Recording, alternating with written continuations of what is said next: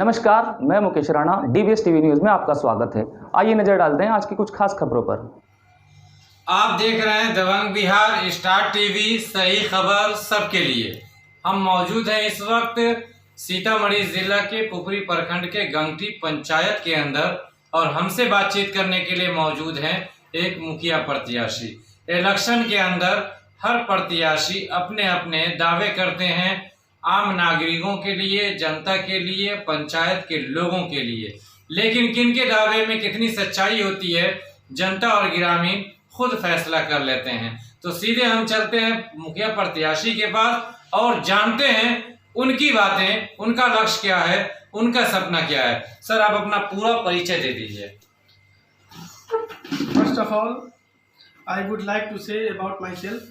My name is Saif Khan. I live at Ghanti. I am director of Little Flower English Academy.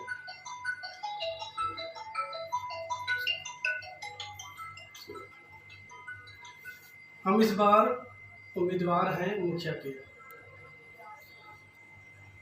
2016 में भी मैंने चुनाव लड़ा था। उस वक्त हमारे यहाँ की आवाम या जनता जो भी हो हमारे साथ खड़ी नहीं उतरी। उसके बाद हमने फैसला किया कि अब हमको चुनाव नहीं लड़ना है, लेकिन लोगों ने कहा कि नहीं, हार नहीं माननी है। आप पढ़े लिखे इंसान हैं, संजीदा मिजाज हैं, गंभीर आदमी हैं, बोल्ड होके सामना कीजिए और ये सोचिए कि नहीं। कुछ लोगों ने मिसाल दिया कि चींटी को आपने देखा है, चींटी दीवार पे चढ़ती है, गिरती है, चढ़ती है, गिरती है, आखिर वो कामयाब होती है। तो आपने ये क्यों फैसला किया कि हम नहीं लड़ेंगे? तो लोगों ने हौसला दिया।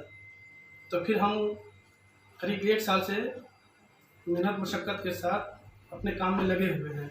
तो जिन लोगों ने आपको 2016 में वोट दिए, वो लोग आपको मुखिया समझे जी, वो इस लायक समझे कि आप मुखिया के लायक हैं, इसलिए आपको उन्होंने वोट किया। तो पिछले 5 सालों में किया था उनके लिए और जो नहीं दिए थे उनके लिए आपका कैसा जनसंपर्क रहा? मैं सबका शुक्रिया अदा किया मैंने कि अगर हम उन लोगों को अच्छे नहीं लगे तो लोगों ने नहीं दिया। हमको कोई शिकायत नहीं थी। बहुत सारे लोग हैं जिन्होंने कहा, या जिन लोगों को लगा कि नहीं ये आदमी अच्छे नहीं है तो उन्होंने नहीं दिया। लेकिन इस बार लोगों को लगा कि नहीं, ये आदमी अच्छा है, झूठा तो नहीं हो सकता, सपने नहीं दिखा सकता। हाँ, झूठा सपना नहीं दिखा सकता। जो काम है जमीनी स्तर पर करने वाला बंदा चाहिए। तो लोगों ने हौसला दिया कि नहीं, आप मैदान में आइए, हम आपके साथ हैं। फिर भी मुझे लगा कि हो सकता है एक आदमी बोलता हो ऐसे ही, 1 आए, 2 आए, 5, 10 करते करते बहुत सारे लोग हमारे पास आए। उसके बाद लॉकडाउन लगा पहला, उसमें हमने बहुत सारे लोगों के साथ मदद किया, घर घर तक राशन पहुंचाया। बरगछिया में, मानिकपुर में, गंगटी गांव में, बहुत जगह पहुंचाया। लोगों की दुआ मिली। उसके बाद अभी हम फिलहाल स्कूल में सचिव हैं। उसमें जो राशन बढ़ता है या बच्चे का एडमिशन होता है, हम पूरी मेहनत और ईमानदारी के साथ काम करते हैं। लोगों को फ़ोन करते हैं कि राशन बढ़ रहा है, आके ले लो। जो बच्चे पढ़ने नहीं आते हैं उस बच्चे को कहते हैं कि पढ़ने आओ।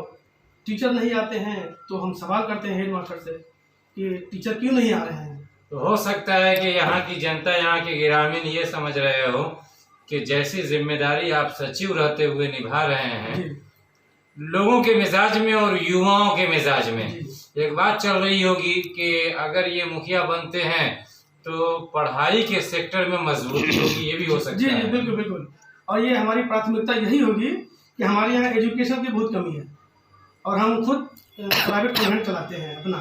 हमको पता है पढ़ाई क्या चीज़ है, ठीक है। तो हमारा मेन काम है एजुकेशन। दूसरा सैनिटेशन, सफाई, साफ सफाई पे भी फोकस करना है। बहुत सारी जगह ऐसी है जहाँ पानी का निकासी नहीं है।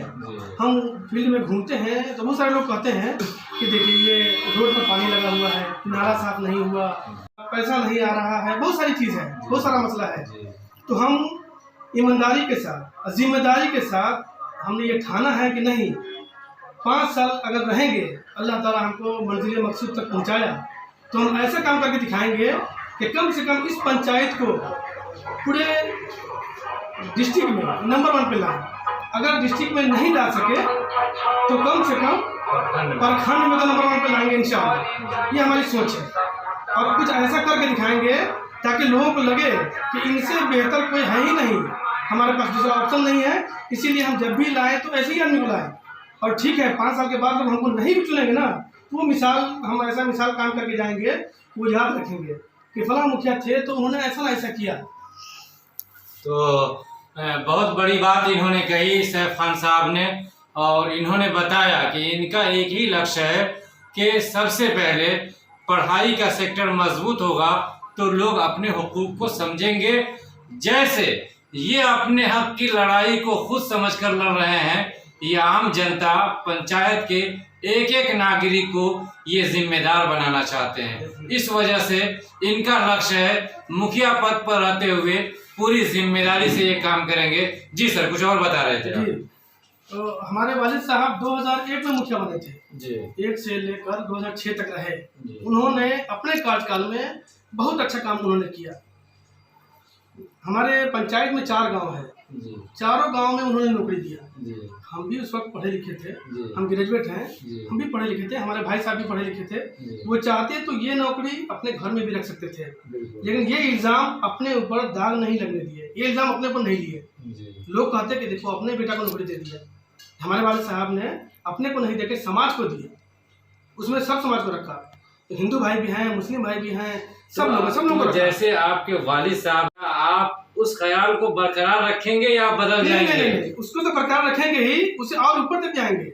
और जितने भी गरीब लोग हैं, मजदूर हैं, बेबस हैं, लाचार हैं, हम सबों की मदद करेंगे। गरीबों की मदद करना हमारा पेशा है, ये समझिए। अगर ये पूछे कि आपकी हॉबी क्या है, तो हमारा जवाब यही होगा कि गरीबों की मदद करना। हम ये सोचते हैं कि अल्लाह ताला ने हमको इस मकाम पे रखा है, अगर उस मकाम पे रखता तो हम भी लेने वाले की लाइन में होते जी। लेकिन अल्लाह का शुक्र है, हम गरीबों के साथ हैं, कदम से कदम मिला के चलने वाले हैं। इंशाल्लाह उन लोगों की दुआ है हमारे साथ, जितनी भी जनता है, अमीर से लेकर गरीब तक, सब लोग हमारे साथ हैं और दिल से दुआ करते हैं हमारे लिए। इंशाल्लाह उनके विश्वास को तोड़ेंगे नहीं, उनके विश्वास पे हम कायम रहेंगे इंशाल्लाह।